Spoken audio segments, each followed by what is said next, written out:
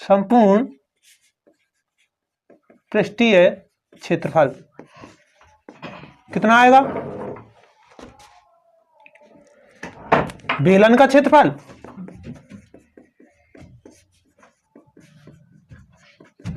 Plus दोनों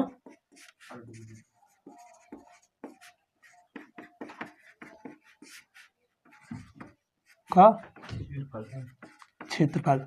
समझ में आ रहा है? 2 पाई आर एच बेलन का हो गया प्लस एक आर दुगोली का जितना आएगा उसमें 2 का गुणा कर दो, तो एक आर दुगोली का कितना होता है? 2 पाई आर स्क्वायर, है ना? सब कुछ दिया है, सब कुछ दिया है आपको, आर भी दिया है, एच भी दिया है, सब दिया है, कर लेना।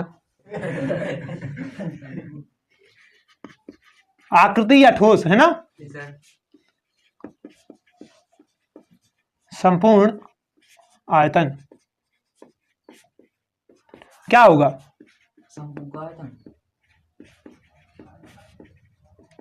आयतन प्लस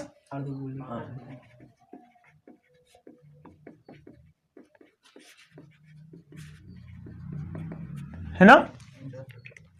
शंकु का आयतन कितना है? 1/3 लिखने के लिए कहा था हमने, सूत्र नहीं लिखे होगा। 2/3 पाई आर स्क्वायर, आर का मान रख देना है, एच का रख देना है, सिर्फ पाई का मान नहीं खोलना, बाकी सब खोल लेने, है ना? चलो क्वेश्चन नंबर दूसरा। तो बेच की कितनी बचेगी? 2 इस साइड से घटा दो, 2 इस साइड से घटा दो, कितनी बचेगी? 12 में से 4 घटाओ, कितना बचेगा? 8 बचेगा कि नहीं? तो बेलन की ऊंचाई, अभी चित्र हमें आधा अधूरा सा लग रहा है, इसलिए हम क्या, बेलन तो बनाओ इसे ढंग से, है ना? इस प्रकार से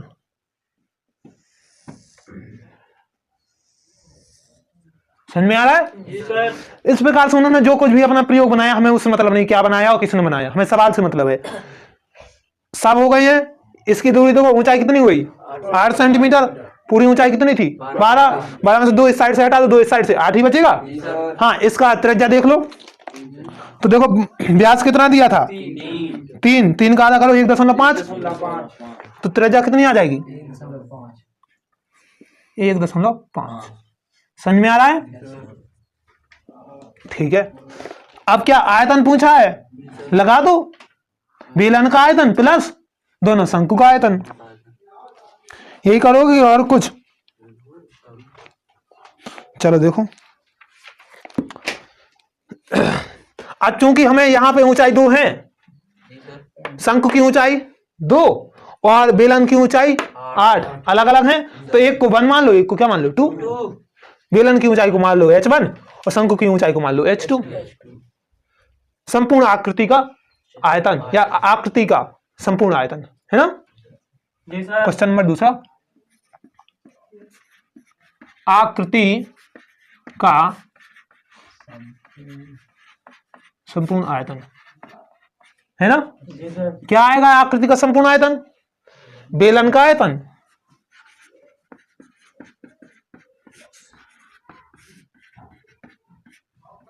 प्लस दोनों शंकु का आयतन, मतलब क्या? 2 गुणा 1 शंकु का आयतन, है ना? पहले तो यहां पे दोनों शंकु का आयतन लिख दे रहे, दोनों आयतन, है ना? बेलन के आयतन की ऊंचाई मान लो h1, है ना? तो पाई आर स्क्वायर और h1, ठीक है, प्लस शंकु का, दोनों शंकु का आयतन, तो जितना एक का है उसमें 2 का गुणा कर दो। 1/3 पाई आर। शंकु के आयतन का सूत्र क्या होता है? 1/3 पाई आर स्क्वायर।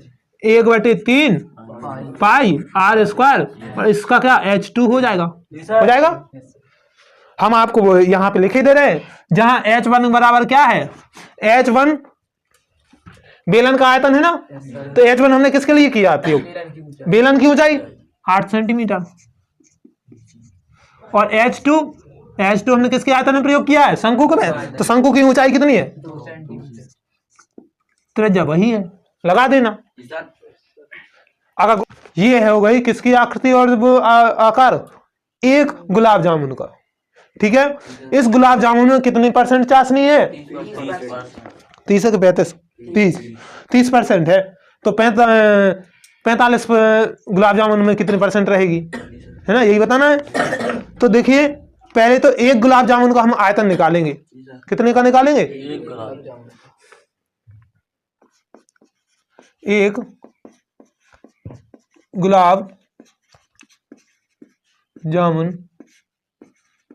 का आयतन कितना आएगा, एक गुलाब जामुन का आयतन। तो देखिए बेलन का आयतन प्लस दोनों अर्धगोले का आयतन, बेलनाकार भाग का आयतन प्लस किसका आयतन, दोनों अर्ध गोले का आयतन, ठीक है। अब बेलनाकार भाग का आयतन, तो बेलन का आयतन क्या होता है, बताओ सूत्र, 2 pi r square pi r square h pi r square h, 2/3 pi r square h, यही होता है। एच कहाँ है भैया, पाई आर क्यू, कितना पाई आर क्यू, बता क्यों नहीं रहे हो, पिटना है क्या सभी को। गोले का आयतन कितना होता है, 4/3 पाई आर क्यू, अर्धगोले का 2/3 पाई, ठीक है।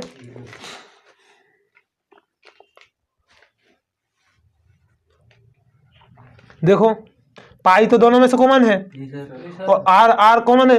अब आर कैसे कॉमन है, हो सकता था इसकी कुछ और हो, इसकी कुछ और हो, तो हम इसके बाद देखो कॉमन मिलेगी नहीं, 22/7, साथ में 1.4 का स्क्वायर कॉमन ले सकते हैं, होगा कि नहीं। इसलिए एक गुलाब जामुन का आयतन हमारा यहीं तक हो गया, एक गुलाब जामुन का आयतन इतने घन सेंटीमीटर, घन सेंटीमीटर, घन लिख दिया तो इस पे घात 3 चढ़ाने की जरूरत नहीं है। अब 45 गुलाब जामुन का आयतन,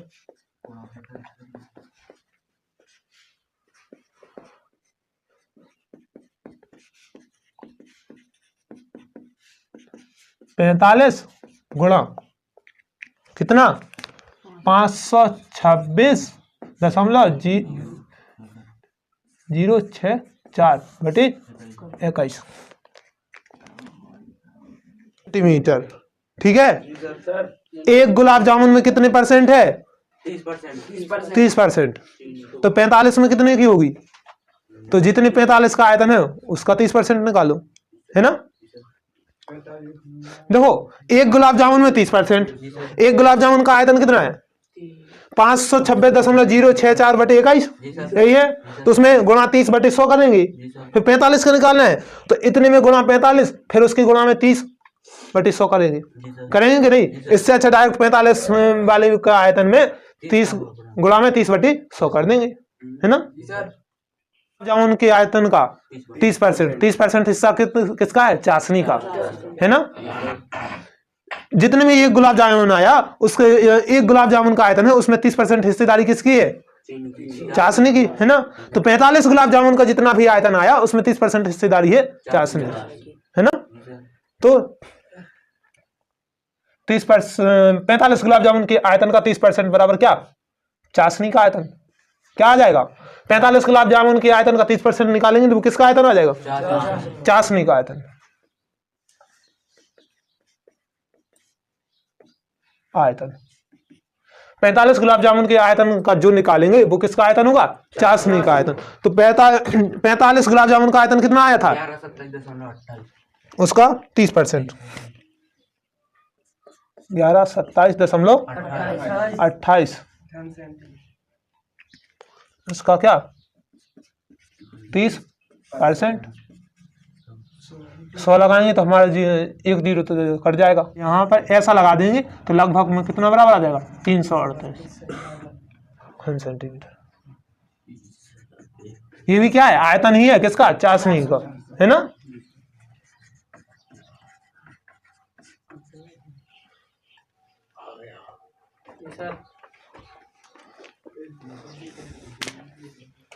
बताओ, मोबाइल भी हाथ में, सब हाथ में।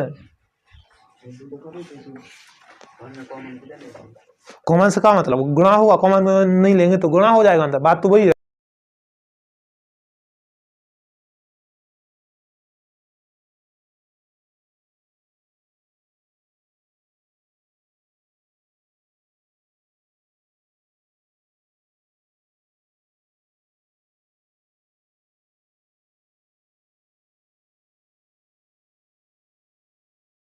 चारों शंकु का आयतन है ना। शेष बची लकड़ी का आयतन, शेष बची लकड़ी का आयतन क्या होगा, घनाभ का कुल आयतन, घनाभ का कुल आयतन है ना, माइनस क्या, चारों शंकु का आयतन। ठीक है, घनाभ के आयतन का सूत्र क्या होता है भैया, लंबाई चौड़ाई ऊंचाई। चलिए देखिए, जो करना हो कर लो, हम जब 5वां क्वेश्चन पढ़ रहे हैं।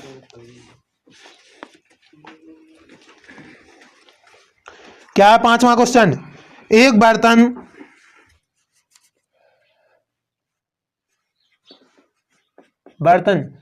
से बाहर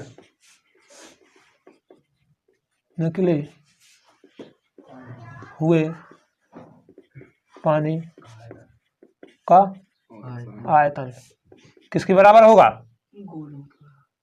डाली गई सभी गोलियों के आयतन है ना, डाली बर्तन में डाली गई है ना, डाली गई सभी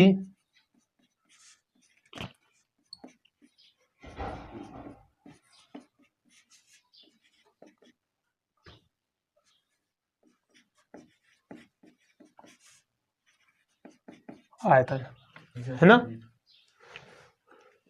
अब हमें तो पता नहीं है कि कुल कितनी गोलियां डाली गई हैं, तो पहले तो देखो, मान लो हमने कह दिया होता कि 10 गोलियां डाली गई हैं, तो आप कैसे निकालते, एक गोली का आयतन प्लस सॉरी गुणा 10, तो 10 गोली का आयतन आ जाता कि नहीं। तो पहले तो निकालो एक गोली का आयतन, कितने का, एक गोली है, गोला है, का है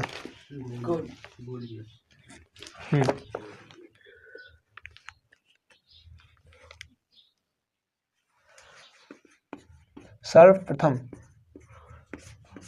क्या, एक गोली का आयतन है ना, तो त्रिज्या कितनी है,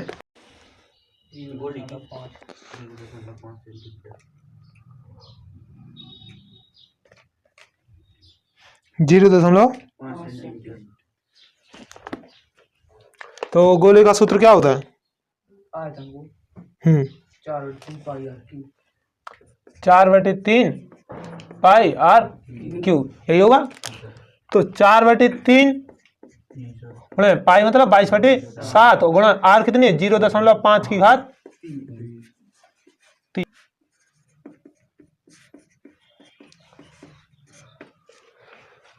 बर्तन से बाहर निकले हुए पानी का आयतन क्या होगा, डाली गई सभी गोलियों के आयतन, माना कुल n गोली डाली गई, माना n गोली डाली गई,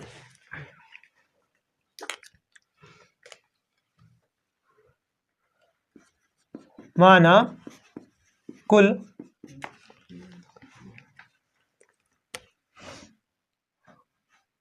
गोलियों की संख्या बराबर n।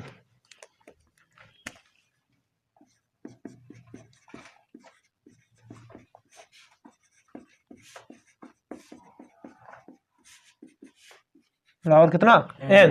तब n गोलियों का आयतन कितना आएगा, n गुणे 11/21 आएगा कि नहीं। तब n गोलियों का आयतन बराबर n गुणे 11/21 है ना। तो कुल गोलियों n गोली मतलब कुल गोलियों का आयतन ये हो गया n गुणे 11/21। अब बाहर बर्तन से बाहर निकले हुए पानी का आयतन, पहले तो पानी का कुल आयतन कितना था, पानी कहाँ डाला जाता है, शंकु में डाला गया है, तो पानी का आयतन क्या होगा, जो शंकु का आयतन हुआ, पानी का आयतन बराबर शंकु का आयतन। हो सकता है कि पूरा का पूरा पानी निकल गया हो, कुछ भी हो सकता है ना। पानी का कुल आयतन, ये पानी का आयतन द्रव को जिस बर्तन में डालो उसी का आकार ले लेता है ना, बराबर किसका आयतन होगा,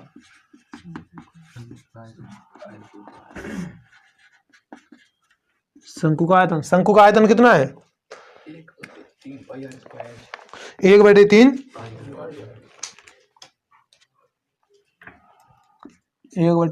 गुणा पाई r स्क्वायर h, 1/3 गुणा 22/7 गुणा r कितना है 5 का बाहर निकले पानी का आयतन बराबर क्या आएगा, पानी की कुल आयतन का 1/4 है ना। पानी, अब इसे भी नहीं देंगे, ठीक है, कि कुल आयतन का 1/4 है ना। पानी का कुल आयतन कितना था, पानी का कुल आयतन कितना था 4400/21 गुणा 1/4, 4 का भाग दे देंगे कितना आ जाएगा 1100/21। बाहर निकले हुए पानी का आयतन कितना आया 1100/21। समझ में आ रहा है, ये हमारा हो गया समीकरण बी। समीकरण ए और समीकरण बी का मान समीकरण 1 में रखने पर समीकरण ए तथा बी का मान समीकरण 1 में रखने पर, समीकरण 1 में किसका मान रखना है, समीकरण 1 देख लो पहले, बर्तन से बाहर निकला हुआ पानी और डाली गई सभी गोलियों का कुल आयतन है ना। और समीकरण ए कहाँ है, समीकरण ए का मान क्या था, तो n गोलियों का आयतन, और n क्या था कुल गोलियां है ना। और समीकरण बी कहाँ है, बाहर निकले हुए पानी का आयतन 1100/21 है ना। 21 से 21 कट जाएगा, यहाँ क्या आएगा 1100/11, यहाँ पे क्या आएगा n, तब n बराबर क्या आ जाएगा 11 एकम 11।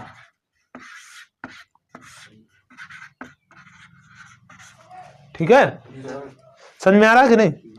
यदि हमें उसमें 1/4 नहीं दिया जाता तो हम पूरा पानी वही मानते। जी सर।